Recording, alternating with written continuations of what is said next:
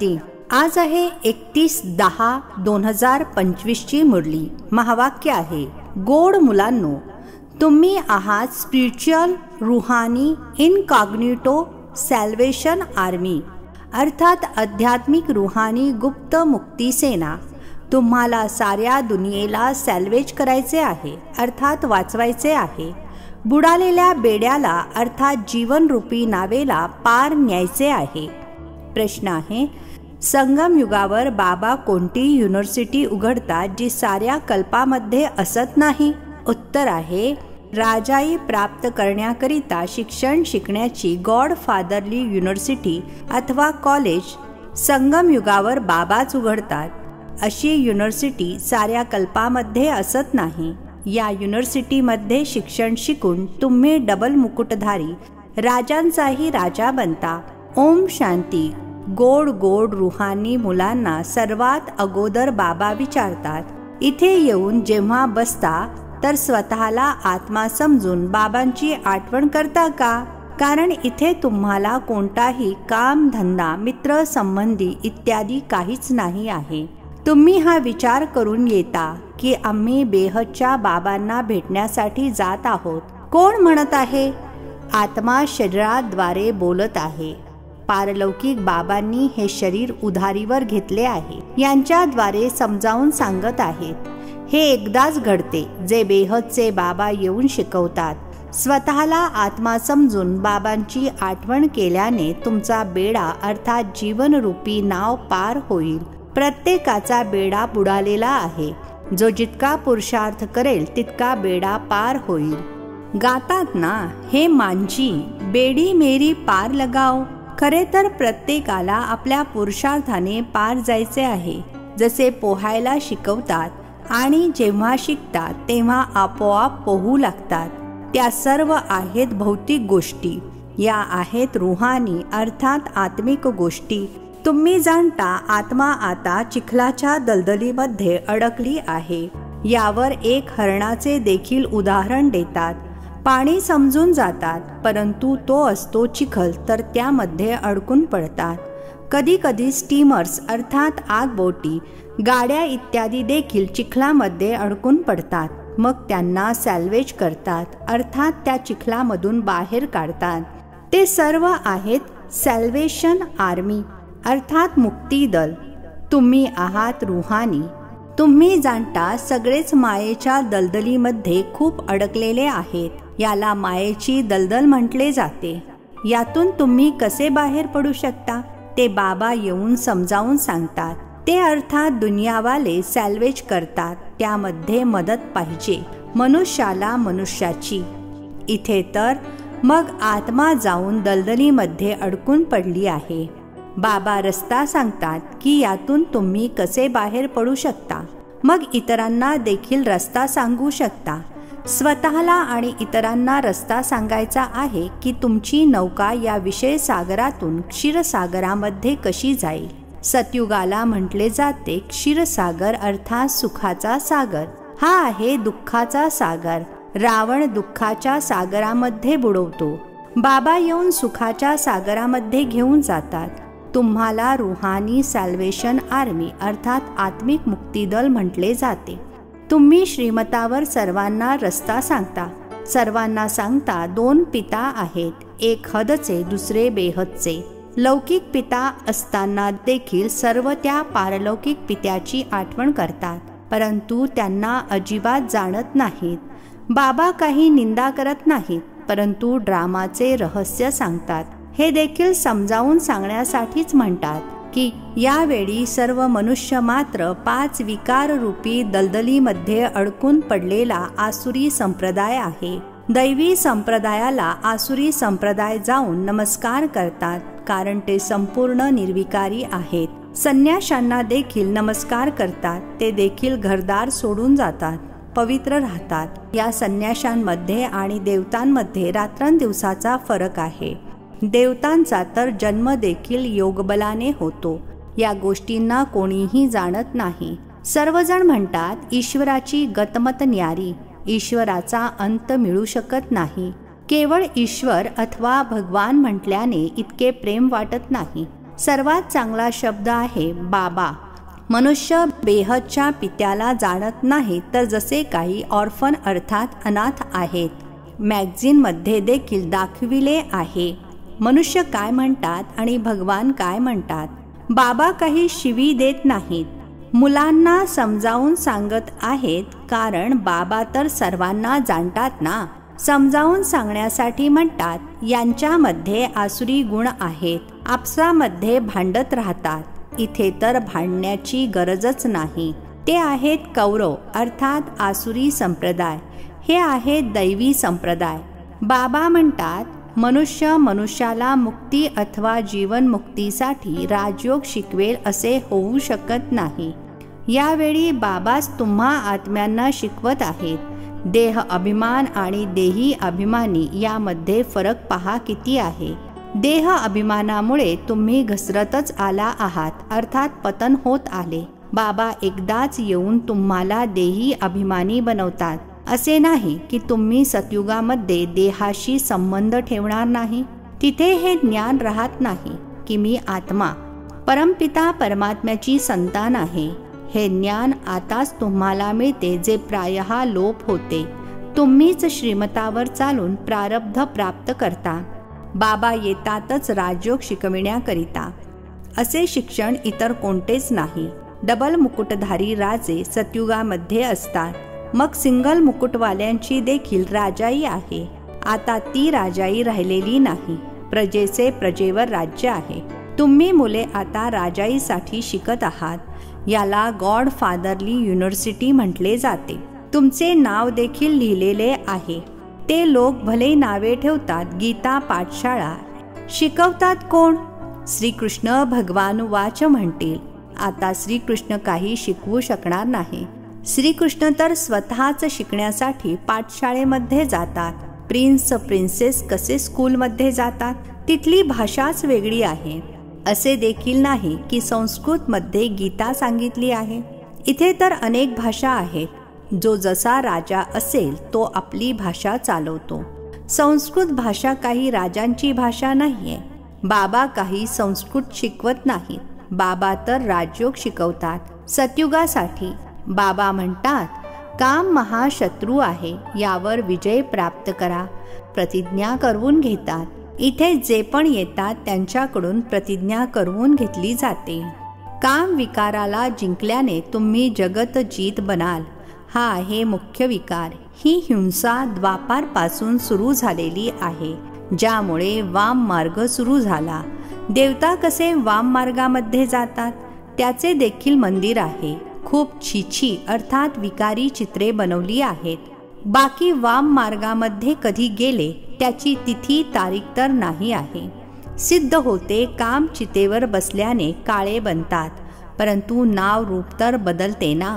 काम चितेवर चढल्याने iron aged बनतात. आता तर 5 तत्व देखील तमोप्रधान आहेत ना, म्हणून शरीर देखील असे तमोप्रधान बनते. जन्मतःच कोणी कसे जन्म घेतात. तिथे तर एकदम सुंदर शरीर असते. आता तमोप्रधान असल्या कारणाने शरीरे देखील अशी आहेत. मनुष्य, ईश्वर, प्रभू इत्यादी विविध नावांनी आठवण करतात, परंतु त्या बिचाऱ्यांना ठाऊकच नाही आहे की आत्मा आपल्या पित्याची आठवण करत आहे. ओ बाबा, येऊन शांती द्या. इथे तर कर्मेंद्रियांद्वारे पाठ बजावत आहेत, तर शांती कशी मिळणार? विश्वामध्ये शांती होती जेव्हा या लक्ष्मीनारायणाचे राज्य होते, परंतु कल्पाची आयु लाखो वर्ष म्हटले आहे, तर मनुष्य बिचारे कसे समजतील? जेव्हा यांचे अर्थात देवतांचे राज्य होते तेव्हा एक राज्य एक धर्म होता. दुसऱ्या कोणत्याही खंडामध्ये असे म्हणत नाहीत की एक धर्म एक राज्य असावे. इथे आत्मा मागत आहे एक राज्य असावे. तुमची आत्मा जाणते आता आपण एक राज्य स्थापन करत आहोत. तिथे साऱ्या विश्वाचे मालक आपणच असणार. बाबा आम्हाला सर्व काही देतात. आपले राज्य कोणीही हिरावून घेऊ शकत नाही. आपण साऱ्या विश्वाचे मालक बनतो. या विश्वामध्ये काही सूक्ष्मवतन मूलवतन येत नाही. हे सृष्टीचे चक्र इथेच फिरत राहते. याला बाबा जे रचयिता आहेत तेच जाणतात. असे नाही की रचना रचतात. बाबा येतातच संगमावर. जुन्या दुनियेपासून नवीन दुनिया बनविण्यासाठी दूर देशातून बाबा आले आहेत. तुम्ही जाणता नवीन दुनिया आपल्यासाठी बनत आहे. बाबा आम्हा आत्म्यांचा शृंगार करत आहेत. त्याच्यासोबत मग शरीरांचा देखील शृंगार होईल. आत्मा पवित्र झाल्याने मग शरीर देखील सतोप्रधान मिळेल. सतोप्रधान तत्वांपासून शरीरे बनतील. यांचे सतोप्रधान शरीर आहे ना, त्यामुळे नॅचरल ब्युटी अर्थात नैसर्गिक सौंदर्य असते. गायले देखील जाते, रिलिजन इज माइट, अर्थात धर्म एक शक्ती आहे. आता माइट मिळाली कुठून? एकच देवी देवतांचा धर्म आहे ज्याद्वारे माइट मिळते. या देवताच साऱ्या विश्वाचे मालक बनतात. दुसरे कोणीही विश्वाचे मालक बनत नाहीत. तुम्हाला किती माइट मिळते?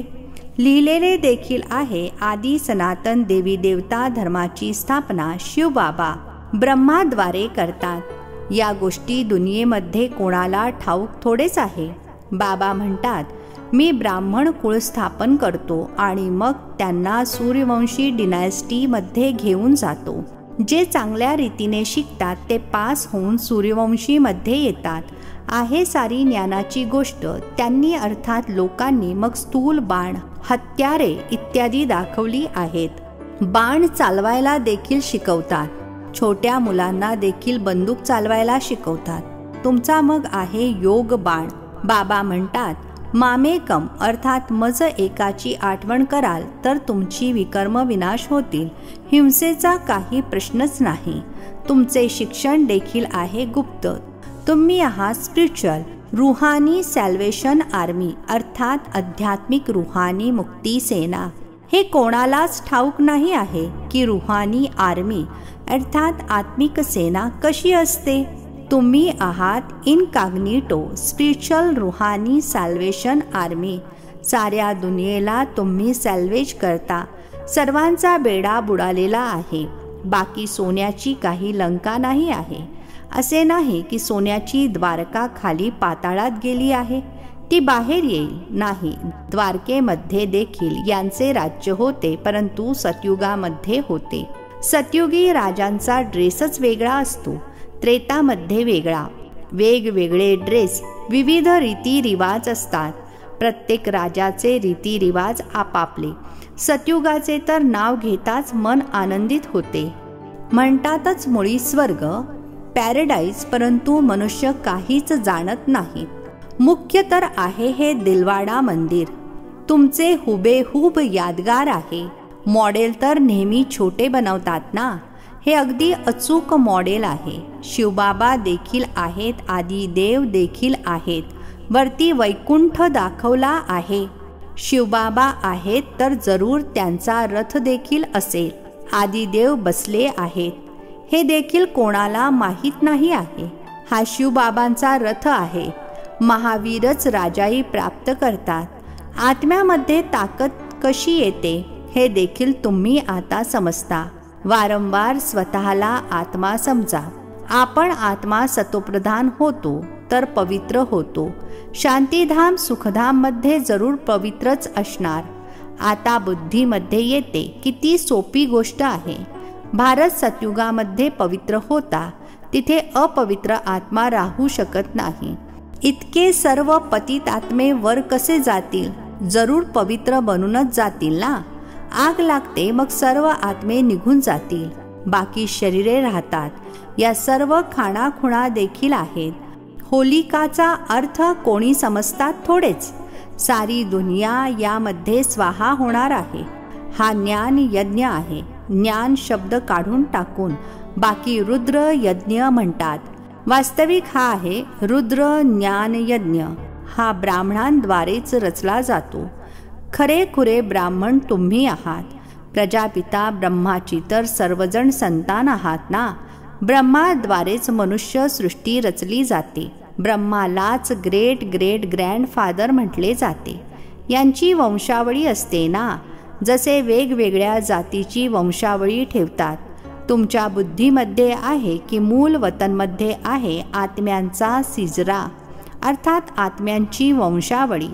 कायद्याप्रमाणे शिवबाबा मग ब्रह्मा विष्णू शंकर, मग लक्ष्मी नारायण इत्यादी सर्व आहेत मनुष्यांचे कुळ.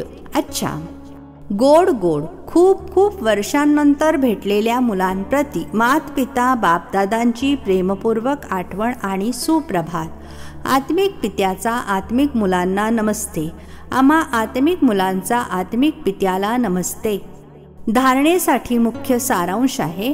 पहिला पॉइंट आहे, रुहानी सॅल्वेशन आर्मी बनून स्वतःला आणि सर्वांना योग्य मार्ग दाखवायचा आहे.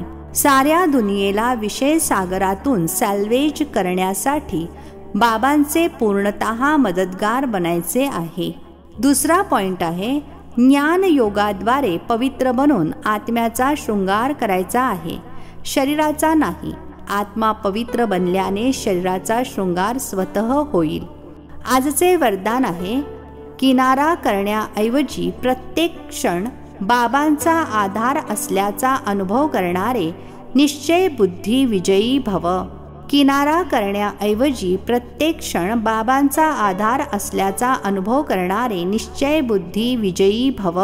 स्पष्टीकरण आहे, विजयी भवची वरदानी आत्मा प्रत्येक क्षण स्वतःला बाबांच्या आधाराखाली अनुभव करतात. त्यांच्या मनामध्ये संकल्प मात्र देखील निराधार अथवा एकटेपणाचा अनुभव होत नाही. कधी उदासी अथवा अल्पकाळाचे हदचे वैराग्य येत नाही. ते कधीही कोणत्या कार्यापासून, समस्यांपासून, व्यक्तींपासून किनारा करत नाहीत, अर्थात दूर जात नाहीत. परंतु प्रत्येक कर्म करत असताना, सामना करत असताना, सहयोगी असताना देखील बेहदच्या वैराग्य वृत्तीमध्ये राहतात.